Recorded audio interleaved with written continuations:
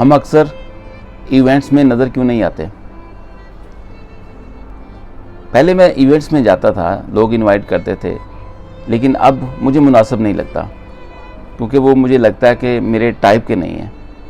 لیکن اگر آپ مجھے کالجز کے سیمینارز ہوں گے، کالجز میں کوئی انوائٹ کرتا ہے، اسکول میں کوئی انوائٹ کرتا ہے، یا کسی چیریٹی ایونٹ میں کوئی انوائٹ کرتا ہے، تو آپ مجھے وہاں پہ ضرور دیکھیں گے۔ میں کوشش کرتا ہوں کہ سارے کام چھوڑ کر یہ کام ضرور کروں، کیونکہ یہ میرا ایک پیشن ہے، یہ میرا ایک جوش ہے، یہ میرا ایک جذبہ ہے۔ لیکن مختلف ایونٹس میں جا کے لوگوں سے مل کے کھانا کھانا، مستی کرنا، مذاق کرنا، یا لوگوں کے کاروبار کی پروموشن کرنا شاید مجھے مناسب نہیں لگتا، شاید میں اپنے آپ کو سوٹیبل نہیں سمجھتا۔ اس میں کوئی اچھی یا بری بات کی بات نہیں کر رہا، لیکن میں اپنے آپ کو اس چیز میں فٹ نہیں سمجھتا۔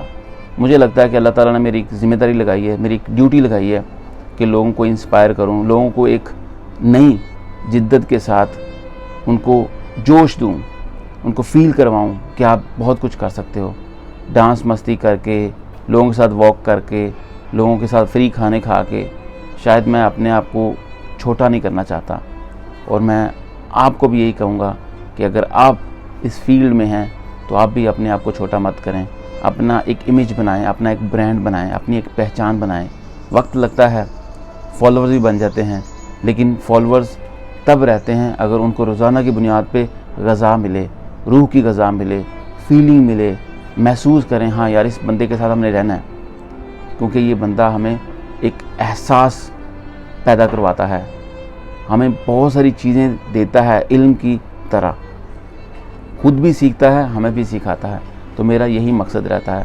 اس وجہ سے آپ مجھے بہت سارے مستی مذاق والے ایونٹس میں نہیں دیکھیں گے، لیکن جب فیوچر میں موقع ملتا ہے یا ملے گا تو کوئی مسئلہ نہیں ہے، میں کسی چیز کو برا نہیں کہتا، کسی چیز کو اچھا نہیں کہتا، لیکن کچھ بھی ہو جاتا ہے، بڑی بات نہیں ہے، وقت کے ساتھ ساتھ چیزیں بدلتی رہتی ہیں۔